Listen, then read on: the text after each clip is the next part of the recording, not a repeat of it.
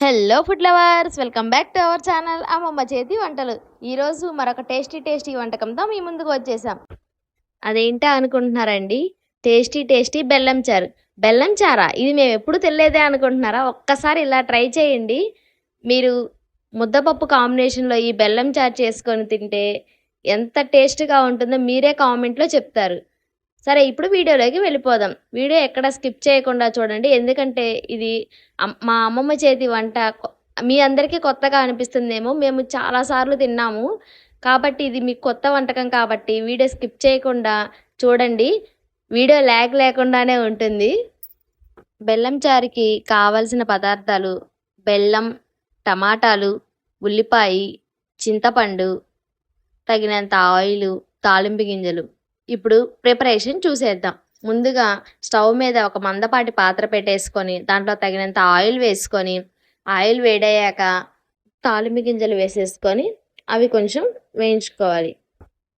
అవి వేగాక మనం ముందుగా కట్ చేసి పెట్టుకున్న టమాటా ముక్కలు, ఉల్లిపాయ ముక్కలు, టమాటా ముక్కలని మీడియం సైజులోనే కట్ చేసుకోండి. మరీ చిన్నవి కాకుండా మరీ పెద్దవి కాకుండా వీడియో క్లిప్పింగ్లో చూపిస్తున్నాం కదా, అలా కట్ చేసుకోండి. కట్ చేసి పెట్టుకున్న ముక్కల్లోనే తగినంత కల్లు ఉప్పు, తగినంత పసుపు కూడా వేసేసుకొని ఈ తాలింపు వేగుతుంది కదా, దాంట్లో ఈ ముక్కలను కూడా యాడ్ చేసేసుకోవాలి. వీడియో ఎక్కడ స్కిప్ చేయకుండా చూడండి, మీకు పూర్తిగా అర్థమవుతుంది.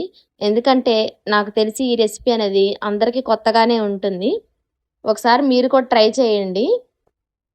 మనం కట్ చేసి పెట్టుకున్న టమాటా, ఉల్లిపాయ ముక్కలు, అలాగే కల్లు ఉప్పు, పసుపు కూడా తాలింపు గింజల్లో యాడ్ చేసుకోవాలి. ఇవి కొంచెం మగ్గనివ్వాలండి. అలా మగ్గుతున్నప్పుడు కొంచెం వాటర్ యాడ్ చేసుకోండి.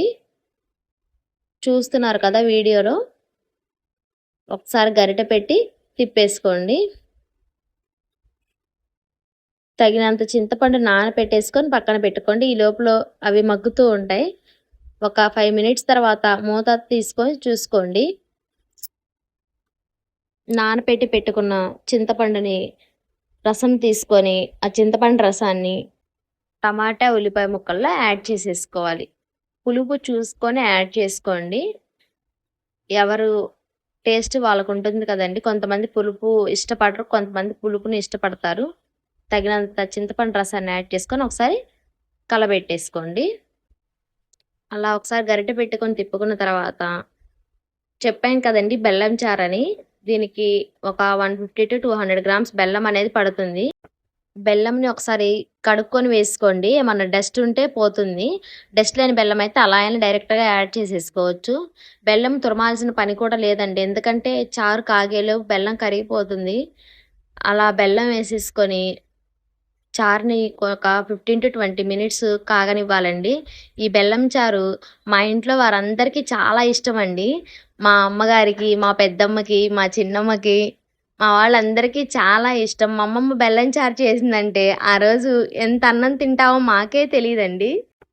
ఒక 15 మినిట్స్ తర్వాత చారు కాగింది. ఒకసారి వీడియో క్లిప్లో చూడండి, అర్థమవుతుంది. ఇలా ఈ స్టేజ్లో మనం ఉప్పు, పులుపు, స్వీట్ చూసుకొని స్టవ్ ఆఫ్ చేసుకోవాలి. అంతే అండి, టేస్టీ బెల్లం చారు రెడీ. మరొక రుచికరమైన వంటతో మేము ముందుకు వచ్చేస్తాం. మా వీడియోస్ కనుక నచ్చినట్టయితే లైక్ చేయండి, షేర్ చేయండి, సబ్స్క్రైబ్ చేయడం మాత్రం మర్చిపోకండి. Thank you all.